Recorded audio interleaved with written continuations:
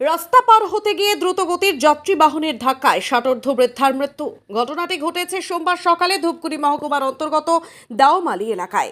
জানা যায়, ওই বৃদ্ধা সকালে এশিয়ান হাইওয়ে 48 পার হয়ে প্রতিবেশীর বাড়িতে যান। ফিরে আসার সময় রাস্তা পার হতে গেলে গয়ের কাটার দিক থেকে দ্রুতগতিতে ছুটে আসা একটি যাত্রী বাহন তাকে ধাক্কা মারে। ধাক্কায় তিনি রাস্তার উপর ছিটকে পড়ে গুরুতর আহত হন এবং ঘটনাস্থলেই মৃত্যু হয় তার। ঘটনার পর ঘাতক গাড়িটি পালিয়ে যাওয়ার চেষ্টা করে, তবে ধূপগুড়ি পুলিশ দ্রুত পদক্ষেপ নিয়ে গাড়িটি এবং চালককে আটক করে।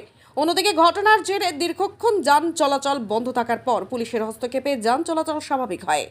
মৃতদেহ ময়নাতদন্তের জন্য পাঠানো হয়েছে। পুলিশ ঘটনার তদন্ত শুরু করেছে। আজকে অ্যাক্সিডেন্ট বলেছে, আমি তো হাঁটে গেছিলাম, হাঁটে খবর পেলাম বলে অ্যাক্সিডেন্ট হয়েছে। কি রাস্তা পার হতেছে না, আশা করছে নাকি আশীর্বাদ দিচ্ছে তাদের, ওইদিকে গেছে, কার বাড়িতে গেছে। আচ্ছা, আসার পথে অ্যাক্সিডেন্ট আমি দেখি পাইনি, আমি আস্তে আস্তে নিয়ে গেলাম। আমার নাম তো শামসুদ্দিন, শামসুদ্দিন।